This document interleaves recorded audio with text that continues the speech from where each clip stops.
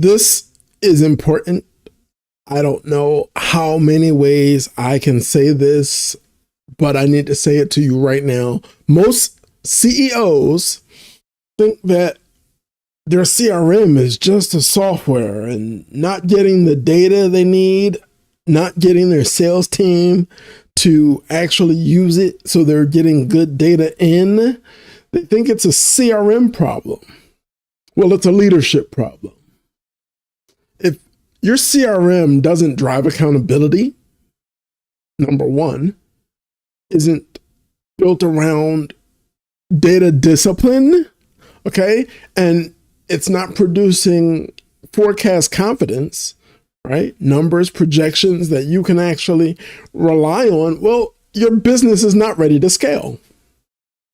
Time and time again, I talk about how you need repeatable growth, repeatable sales success, repeatable conversion that you can count on, that you can take to the bank before you ever use the cliche of scaling up. We're working on scaling up.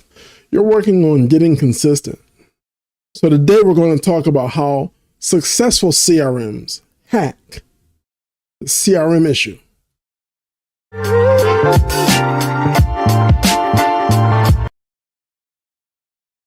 I'm Rich Laster, and you're here for one reason. You are successful.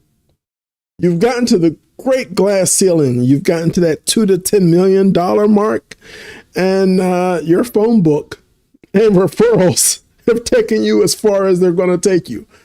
To get repeatable success, we need to measure what success we're having, and we need to build a system around repeating that success. That's where your CRM comes in. If you need sales velocity in your CRM, please visit richlaster.com and I'll help you. Love to do it. But in the interim, let's just get right down to brass tacks. One, why do CRMs fail? They're treated as admins. They're treated like data repositories, like spreadsheets from the 70s. No. I'm not a proponent of giving your life over to AI, but I know damn well that AI can give you more time to work on your business instead of in it if deployed right. AI isn't the only system available to you, though. You have one in your pocket. It's a CRM, but you use it like a place where every now and then you take a glance. You're talking to an investor. You want to go into a new market. You need an extra $2 million. Well, they want to see projections. And if they're worth their freaking salt, they're going to validate those projections. They're going to vet you. Okay, this isn't where you get to call yourself something that you're not. You're not allowed to say you can do something you've never done here. Okay, this is where the rubber meets the road, and you need to prove that you know how to frickin' drive. So let's drive your company. Your CRM is not an admin. It's not an admin. It's not an administrator. Okay, we're going to fix that thinking. One, it's a revenue operating system. Just this is the mindset shift that I need to happen for you. I don't care if you're a techie. I don't care if you're a manufacturer. You're great at something. Now, if you need help clarifying your unique value proposition, I've got a team of badass, magical unicorn people. Like, these are not straight out of B school marketers and brand experts, but that's another conversation I'm willing to have with you. Visit my LinkedIn. Right now, we need to talk about this revenue operating system that you were supposed to build or have built when you built your CRM. But instead of going to growexpand.com, you went to a techie who's great at building SaaS. They turned on all these bells. They automated all these whistles, and none of that shit moves the needle of top line revenue for you. So what do? Pillar number one, process integration. I want you to look at 10 of your successful client relationships. I want you to pen and paper, okay? Don't get complicated here, all right? This is where you might want to use an Excel spreadsheet, though, if you love them so much. When did you meet this person? From the time you met them to the time you first started talking about what you do and how awesome you are at helping people. Not how awesome you are at helping people. What was that time span? From that time span, I want to know, how long did it take you to really get down to not just what their pain point is, what's their priority? In my business, it's very simple. Everyone needs more top-line revenue. That's the pain point. The priority, marketing isn't generating leads that are worth a damn. We buy lists and they don't convert. And so on and so on. These are the real pain points. This is where the magic of what we do actually means something. Okay? But one, your process for moving somebody from new acquaintance, okay, who might have an interest, to someone who is paying an invoice. From interest to invoice. That is why you are here listening to the Blown on Business podcast. Okay? The process of moving people through that, what's going on in their minds is their buyer journey. Your sales process mirrors that because you're interacting with them based on where they are. And as the expert that you are moving them along the process. I hope that made excellent sense. 2, data discipline. Spoke to a good friend, freaking genius Vistage chair today. This guy's doing it. Everybody in San Diego knows this. But if you're not in San Diego, you don't know who the hell he is or that he exists. But he has a spreadsheet and you're probably on it. So a number of spreadsheets with inconsistent columns, data fields, therefore inconsistent data points. All of this needs to be what? Cleaned up. What's a diamond? Oh, that's a ruby. Cute. We're not here for rubies. Okay? You want to build another product or service later that services rubies? Keep those rubies in mind. But right now, what I need you doing is leaning in, especially in this economy.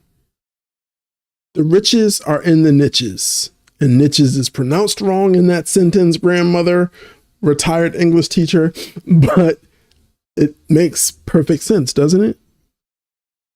Lean in on where you are strong already. Lean in on what you are good at. No one can do it for you, though. This will not be done by AI. ChatGPT does not have a prompt that will give you the work ethic it takes to build and grow a successful business. 1, process integration. 2, data discipline. Okay? I want quality data going in. What do I need to know about a lead to move them through my process effectively? What should I be learning at each stage that lets me know that they are progressing? Data discipline. This is the dot the I, cross the T element of what you do. Okay? You can be warm and fuzzy while you're talking to them, but I want quality data in your CRM. Okay? Number 3, customer-centric alignment. Did you hear me? I covered that already. Why? Because I love what I do. I can't help but just cover it all for you because I don't get paid to bullshit. I'm not one of those sales guys that makes you feel warm and fuzzy, then hands you a shiny box with nothing in it. I'm the guy that'll hand you a white box straight from the manufacturer with exactly what you need. Number 3, customer-centric alignment. What are they going through? What boxes do they need to check before they are comfortable pulling the trigger and signing the check. Walk with them through their process. If your marketing firm is worth a damn, they are doing this. All your content, everything is centered around the customer's voice. When they're reading, they're hearing their voice. They're hearing what they're experiencing and what they want to be experiencing. Voila, you're the solution.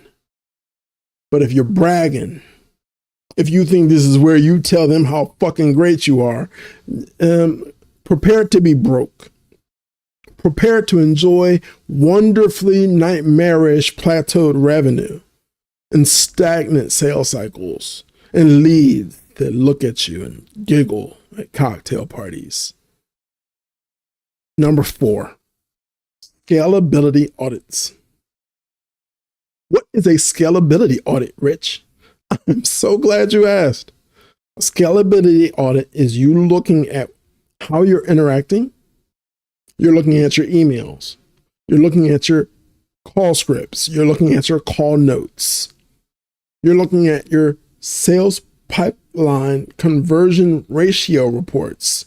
You want to know, as beautiful as the system looks, are people moving through as you expected them to? What can we repeat? What are we doing right? And by right, it positions us to be able to produce results that we can, 1, count on repeating, and 2, therefore build projections around. Now, I know what I'm making next quarter. Margin of error shrinks. And that's exactly what that private equity firm waiting for you to get to Series A, that's what they're waiting to see happen. It's obvious when a company has a system. It's obvious when you're not just magical at what you do. You're good at business. Okay? They don't want a kid that they meet at the local bar who just graduated college. They might be great, but they're not ready yet. You've been beat up. You got back up. I applaud you for that. Now, build the system so you don't get knocked down as hard ever again. Okay, you were almost unconscious, right? Concussion, ouch. Let's not do that again. Look, this has been your time with me. I'm Rich Laster with GrowExpand.com. This is the Blunt on Business podcast, and this is all we do. We take an element of your sales and marketing, and we talk about what you can do on your own, right? Don't sleep tonight. You got a weekend coming up soon. Don't sleep, right? 4 hours instead of 8, because you have a lot of work to do. January is around the corner, and I really don't think you're ready. Because if you were already scaling, you wouldn't be watching this. I need you ready. I need you ready for January, because as bad as the economy has been this year, good grief, you have no idea what's coming in 2026. Because 2025's economic occurrences look like the building of a foundation for something, and nobody knows what the hell that is. Rich Laster with GrowExpand.com. I want to take a look at the live chat, see if we have any questions before I go back to LinkedIn and do a little bit of data mining for a client. No, we don't. Okay.